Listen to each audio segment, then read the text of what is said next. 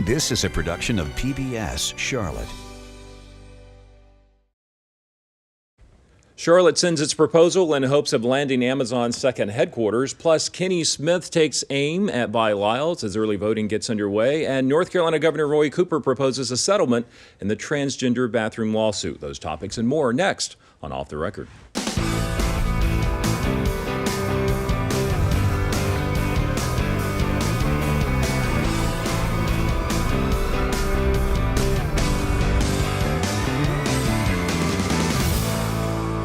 And good evening. Thanks for joining us. I'm Jeff Rivenbark. In the next half hour, we'll take a look at some of the top headlines this week. But first, let's meet this week's guest. We've got Nick Oxner with WBTV News, Mark Garrison with WBT Radio, Eric Spanberg with the Charlotte Business Journal, and veteran broadcaster B. Thompson. So glad to have you all here with us.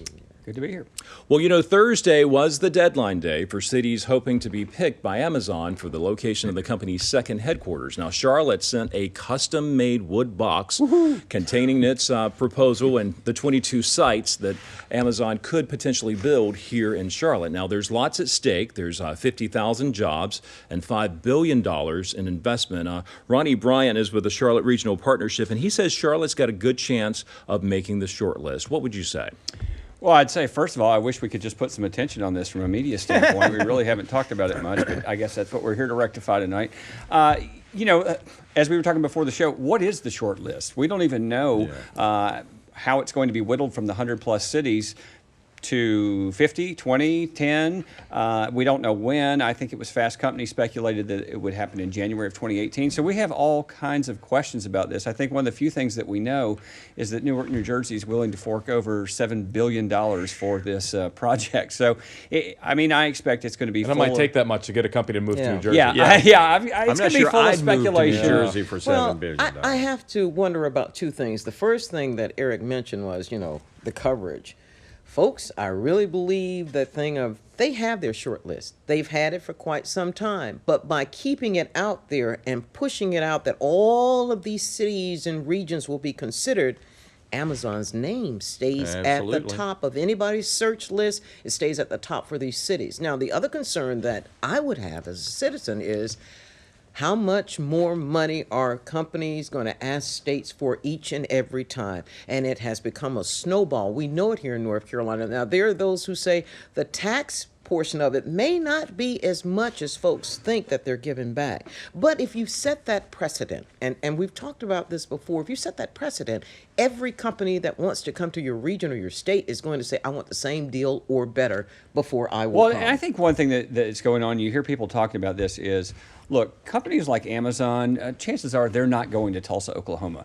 They want to go to a city that has infrastructure and that has a good workforce and all the things that they've outlined in the proposal. But then when it comes down to, am I going to X or Y, and you have more incentives in this place and all things being equal, then those incentives really start to make a difference. And I think it's a case of why not ask, because people are offering. But on the other hand, there are a couple of national publications that have said this is in the bag for Austin, Texas, and that Amazon already knows that. Now, whether that's true or not. But Gary, Indiana ran a full-page ad in the New York Times.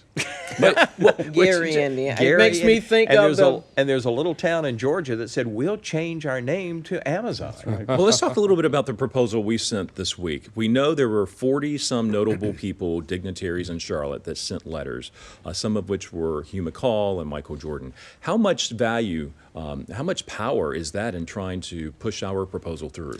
I think this is, we're talking about public relations here largely. Not just for Amazon getting the free attention, but for each city, they're going to try and make a big splash. There was it Tucson that tried to send the cactus and the cactus got sent back?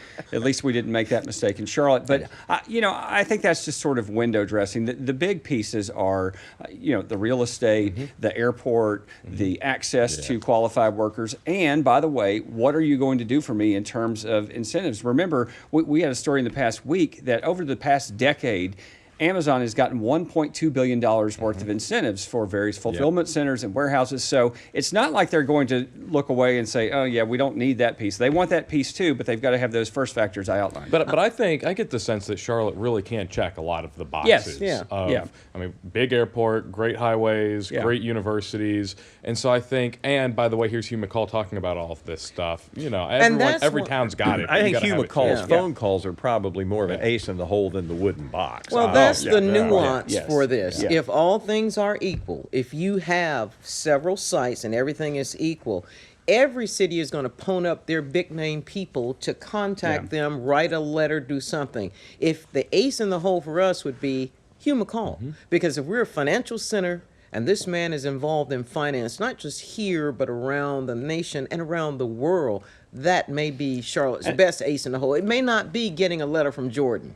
It may be getting that phone call from McCall. And I will say, though, the one thing that when I spoke to Hugh McCall this week that is an interesting argument is he was saying when Bank of America became Bank of America as we know it today and moved to Charlotte, he had offers from all over the country to move elsewhere, and this is where he wanted to do business. I think that kind of argument Yeah. does resonate with the CEO. I'm not saying that's going to push it over the top, but it certainly is a good thing help. to include. So in your conversation with him, he's worried about House Bill 2 Yes. still and the and the fallout from and what that. an interesting week to say To, that. to- Right. to have this come up. Yeah. Now, I exactly. also want to mention another little part of this housing cost and rents. There was an excellent article in the Charlotte Business Journal this week which reported that there was a study released in February by online realtor Nestor, which ranked Seattle as having the 9th highest rents in the world and named it the 5th most expensive city for rent in the U.S. Now, let's just say if Amazon were to pick Charlotte, we already have an affordable housing crisis here in Charlotte, and we're trying to work on that.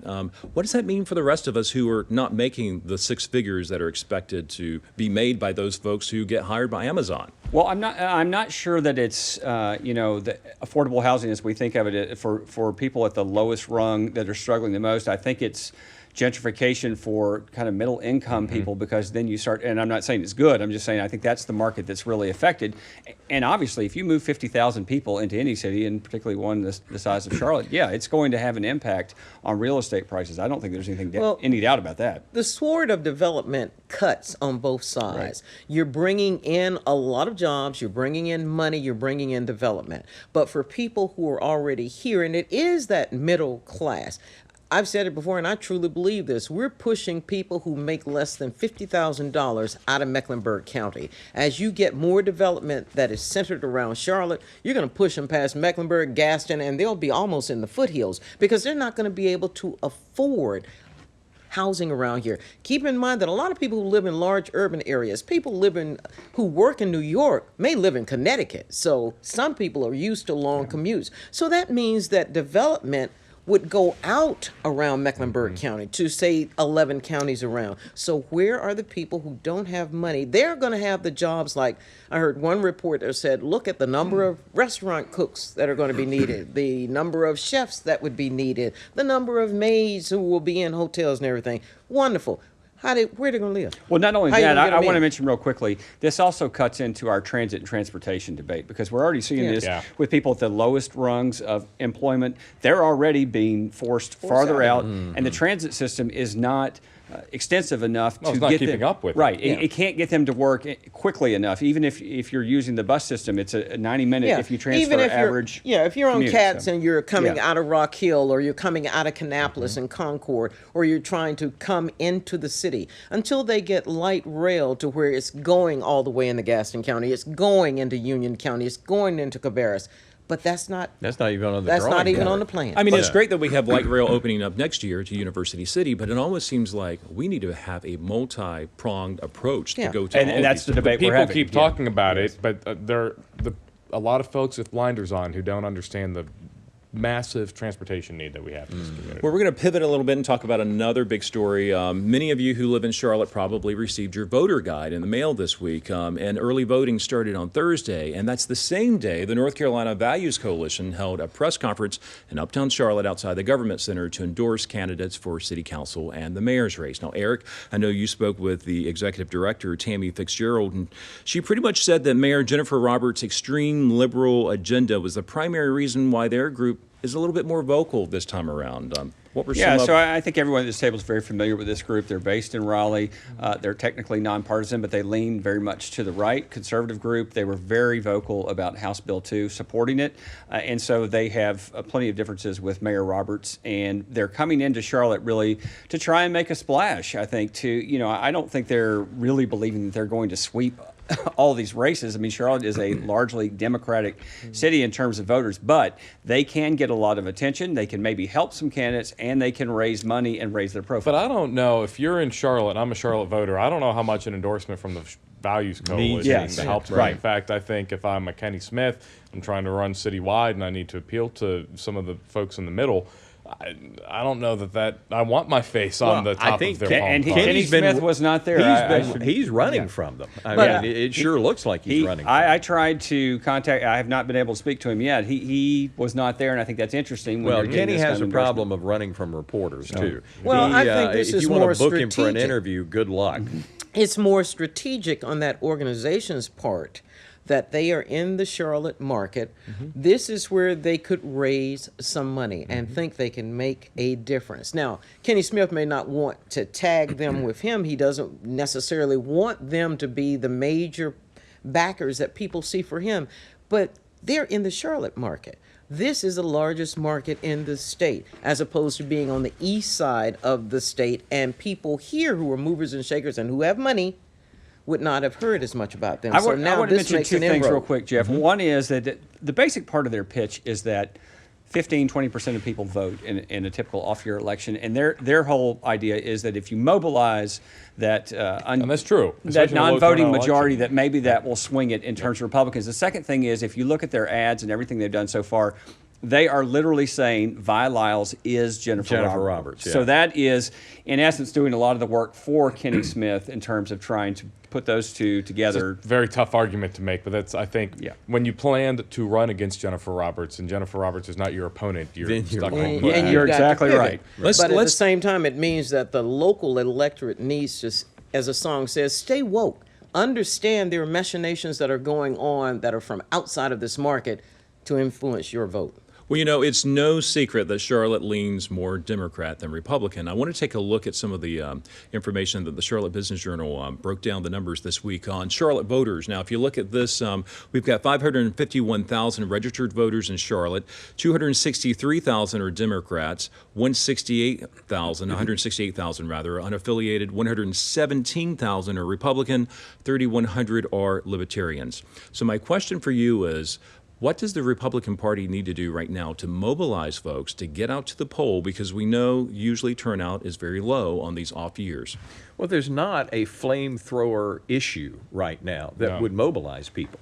And the other thing that that Kenny Smith would need to do would be try to inspire some of those unaffiliated voters, and he has not been able to do that. But that's a tough group to inspire, and we've talked about it before too. I mean, when you look at the turnout that we had in the primary, what it says, people 8%. don't. Yeah, 8%. People don't care. No. I think we'll be lucky to get to 10 or 11%. And no candidate has enough money to be on broadcast TV right now, which is a problem for your turnout. Kenny's done a little on, on Yeah, he's television. done a Kenny's little on bit. cable, but I don't think Yeah. I've seen him on Yeah. broadcast, and which is significantly more expensive, unfortunately for folks like us. And so I think you just haven't heard a whole lot about. You haven't even seen a whole lot of Kenny Smith and Vi Lyles yard signs. Yeah, around town. it's funny. I mean, we're all immersed in this, but I think if you went to pick a mall and asked people who's running for mayor or They to couldn't identify tell you. them, yeah, I Would mean, they even know that there's a mayoral race going right. on? I think that what people know is what's happened to Jennifer Roberts in the past 2 years. Either they're for or against what's happened with her, but I don't know that they really are tuned into this right I now. suspect that whatever monies they have in their coffers will be held until the last week to try to do broadcasts. Kenny Smith is running some ads now that basically are saying, she's going to make you have to pay up and it's going to cost you. And it'll be interesting to see how Vi Lyles' campaign responds to those allegations that he's making, and whether you say, well, you voted that on that same thing and you voted the same way I and did. if she however can, way it I mean, that's the goes. thing. Kenny has the benefit of having not really had a primary, and so he has a lot more money in the bank, and he has a lot more Republicans motivated to give him money to try to take this seat away. And I think that's going to give him a little bit of an advantage in terms of getting his message out. But neither of them are at a great spot. What you hear? Let's ahead, go I'm back sorry. though to B's point. You mentioned they may be saving their money for ad campaigns in that last week before the election. But early voting has started, so Yeah. why not go ahead and get those ads out there now? Now's the time. When I was running statewide political campaigns in North Carolina, I was spending what little money I had in this time period. And so the early voting has really shifted the dynamics of when you want to try to crystallize and make that last pitch. And I think it's going to be, it started Thursday, but I think this coming week is really the week that we're going to hear. Well, the these thing with closing early arguments. voting also is we see a lot of that during a presidential election. I don't think you're going to I see don't much think of we're it going to this year. see a lot No. of early voting. I think people, if they're going to go, you're going to get those core people that came out in primary. You may get a few others. So if you're going to try to convince them, doing it now may be a waste of your money because they're not going to vote until the actual day of it. I'd be interested to see how many early votes you got in an election that didn't even get 10% Well, I will to say come out in the primary. one thing that's interesting about what you're talking about, Nick, is that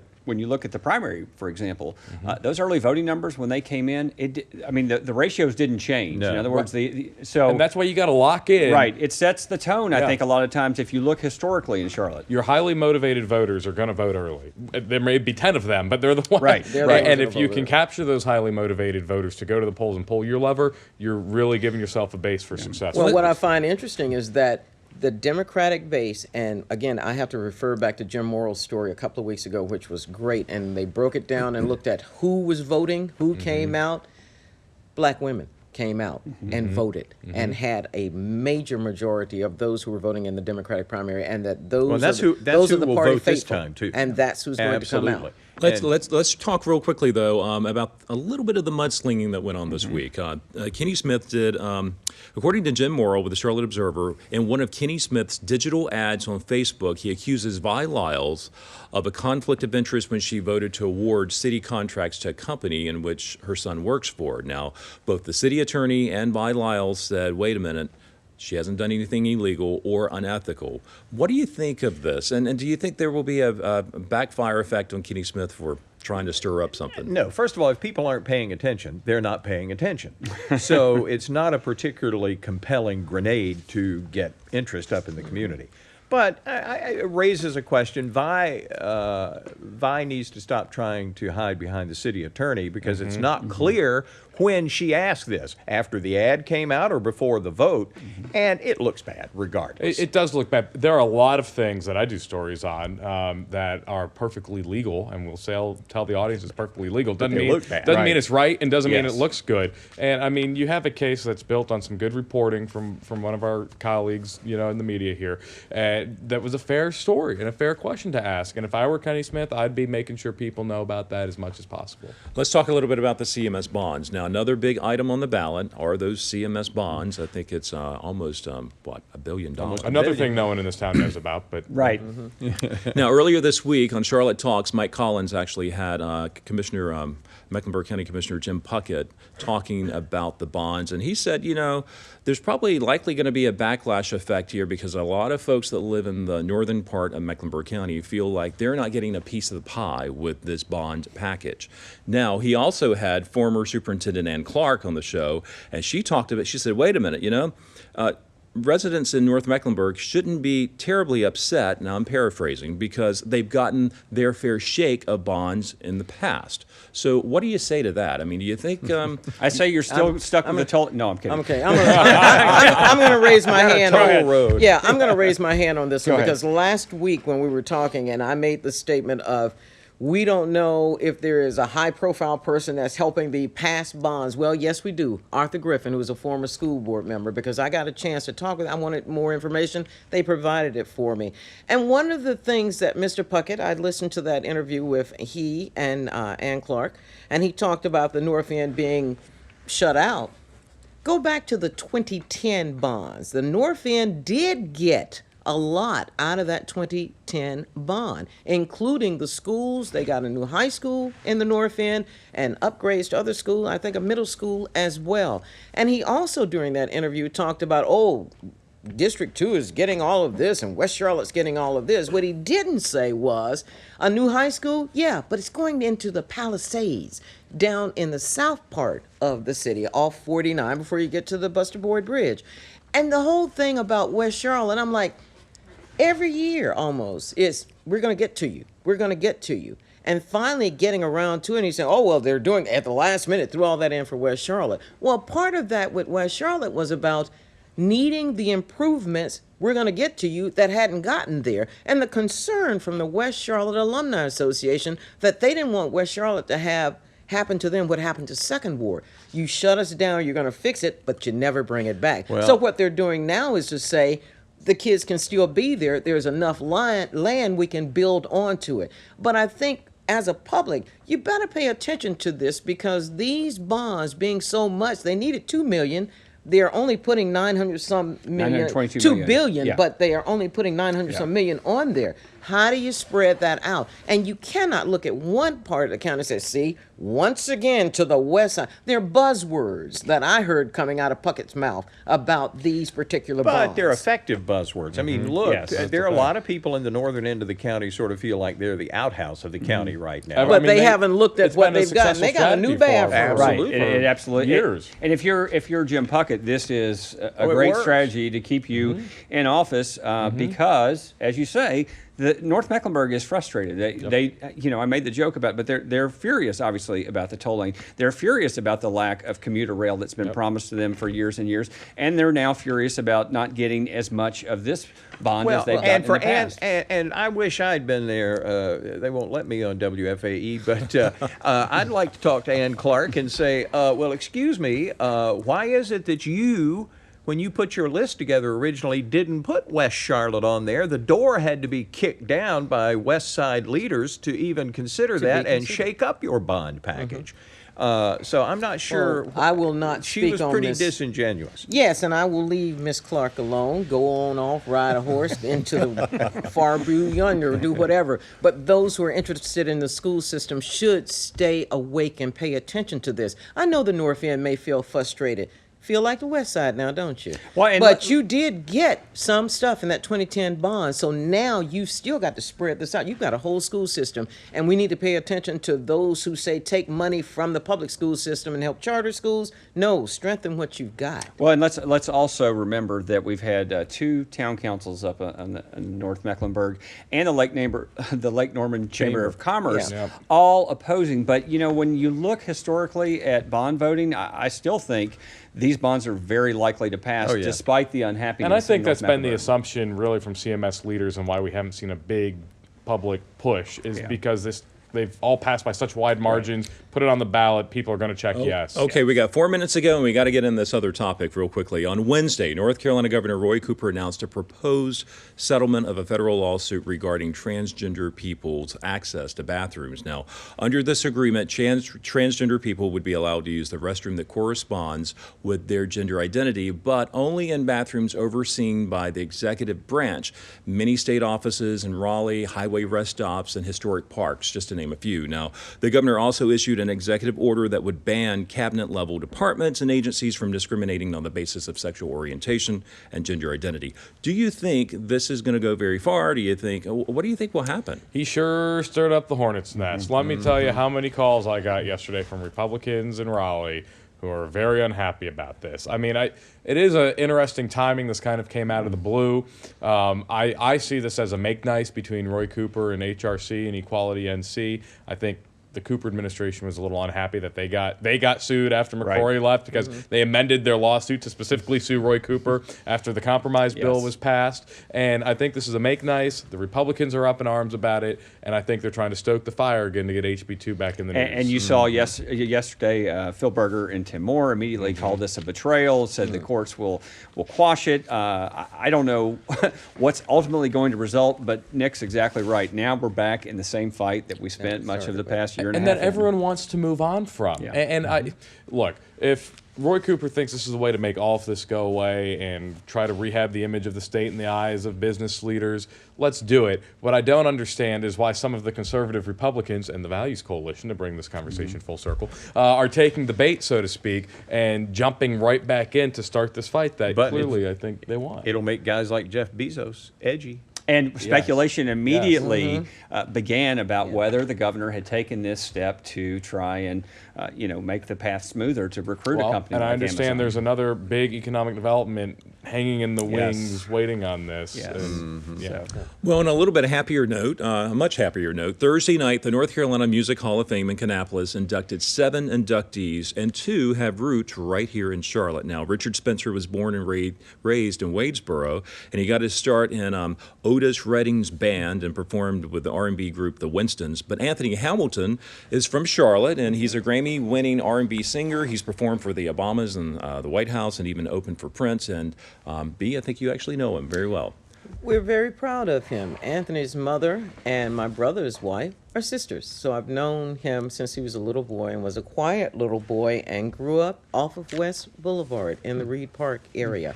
So I always felt that, and he's still such a quiet little boy. I think the best compliment he ever said, when he came to the radio station, I was like, "We're so proud of you." He said, "Yeah, but you were the first star in the family, and I was always proud of you." That's pretty So neat. he is a very humble young man, as my mother would say. He's humble.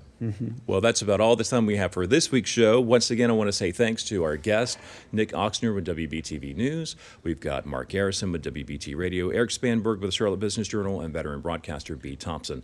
Want to remind you to please watch Tuesday night, Carolina Impact at 8 o'clock. We'll tell you about a new PBS Charlotte initiative called the 3D Project, which helps with some of the upward mobility issues we've had in Charlotte. It's a great program reaching out to some of the kids in local schools. Plus, a retired Air Force colonel from Charlotte talks about his days as a POW in Vietnam, shot down over Hanoi, and then forced to sing in a POW choir. It's a really good story. We'll also visit a unique dog park that's designed for a special breed in mind. And Mark, no, it's not for you. Sorry. I just had to throw that out. Join Amy Burkett for those stories and more Tuesday at 8 on Carolina Impact. I'm Jeff Rivenbark. From all of us here at PBS Charlotte, thanks for watching and supporting. We'll see you back here next week.